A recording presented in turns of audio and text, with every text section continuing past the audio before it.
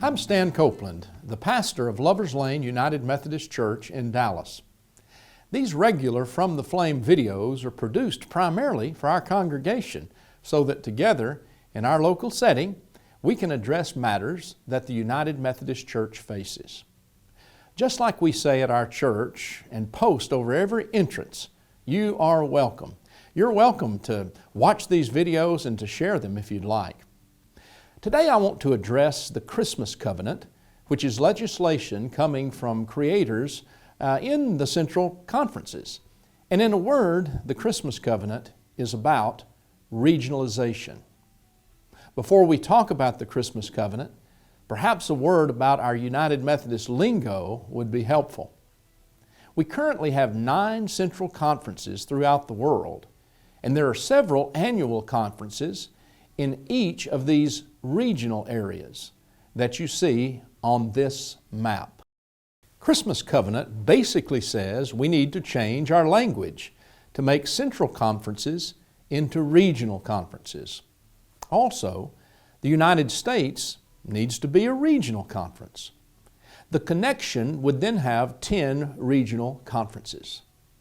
This United Methodist Church connection of regional conferences would reduce the U.S.-centric dynamic of the church, while acknowledging with gratitude that most of the funding of the global ministry comes from the generosity of U.S. local churches and annual conferences.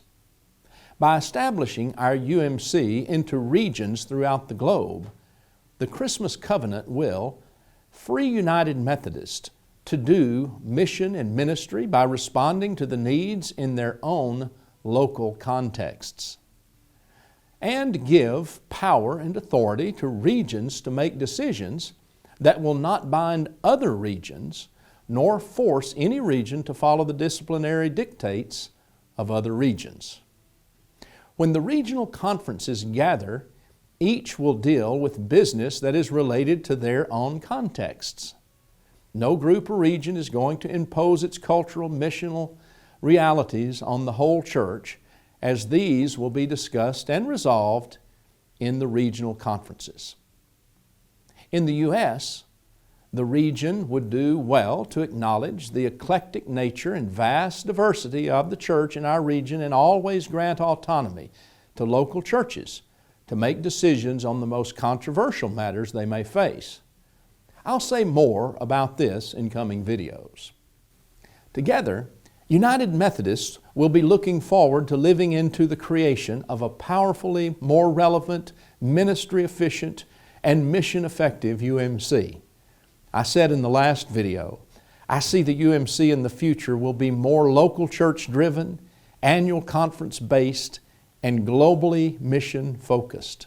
I will add, General Conference needs to be a celebration and thanksgiving to God, just like Wesley intended, not like a politically driven street fight, unbecoming of the church that the devil must celebrate in all the chaos and conflict we create. The General Conference is our global meeting that takes place every 4 years, that brings all of our central conferences and U.S. annual conferences in jurisdictions all together. With the passage of the Christmas covenant, I pray that general conferences to come will be more focused on reports and plans involving ministries of world evangelism, healthcare, education, social action, justice, and mercy, to which there would be much consensus. Imagine General Conference every 4 years not being so conflicted. Instead, we will be a connection of regional conferences of equal voices and shared vision. We're known for our singing. Our biblical theology is Wesleyan's, and we will lift our voices and sing. We will hear biblically based messages that inspire us and focus us on mission. We will hear the good news. We will sit at the Lord's table that is long enough to reach around the world, and at His table all are welcome. We will taste and see the Lord is good. We will hone in on the main thing and make disciples of Jesus Christ. for the transformation of the world. One of the reasons the protocol legislation, reconciliation and grace through separation, has not been widely embraced in our central conferences is because it is about separation. Number one, Christmas Covenant puts emphasis on the unity of the church, while not being oblivious to congregations leaving the denomination to be part of the GMC or leaving to be part of a more progressive denomination. United Methodists, the Christmas Covenant stands for, will work together for unity. Number two, Christmas Covenant proposes unity based on the reality of mutual respect and carefully listening to the voices that too often have been drowned out. Number three, Christmas Covenant moves us to a place of synergy, growth, and power in our work together as the UMC. 4. Christmas Covenant is about cooperation and sharing love through a big tent church.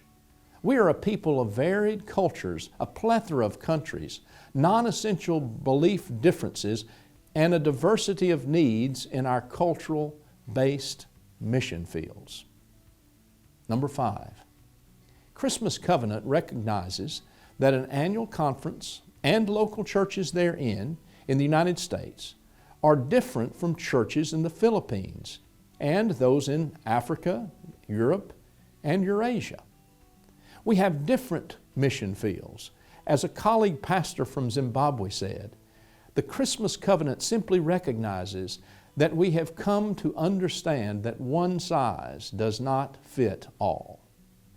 Number 6, Christmas Covenant centers on how much more we have in common that unifies us rather than the fewer matters we have that separate us.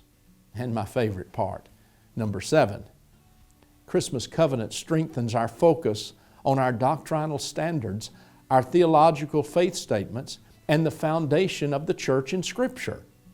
United Methodists view the Bible as the foundation of our faith and engage it and love it and are challenged by it. Bible lovers we are. These are salient points of our unity. The denomination being created by the Conservative Coalition is to be called the Global Methodist Church, the GMC. These are our brothers and sisters whom we will miss. But let us be clear, the United Methodist Church is definitely global and will always be. The United Methodist Church has been proudly global for many decades and will be more worldwide ministry focused than ever. A friend of mine from the Philippines said, United Methodism is a big tent, and our people and clergy are not primarily on the extremes of the right or left. We are people of the big center. There is room for every church that can be in a denomination where one size does not fit all, where we can disagree and not pull apart, where we may have debates, but we love each other through them. We would be a lesser church without friends with whom we sometimes differ. We have so much more on which we totally agree. Let us be about winning the world for Jesus. I love that. You know, I want to remain a part of the UMC like that and work with other United Methodists to make it better and more impactful throughout the globe. Thanks for watching and sharing this video with others. Thanks for subscribing to the Picklin Parson YouTube page, and we'll keep these videos coming to you.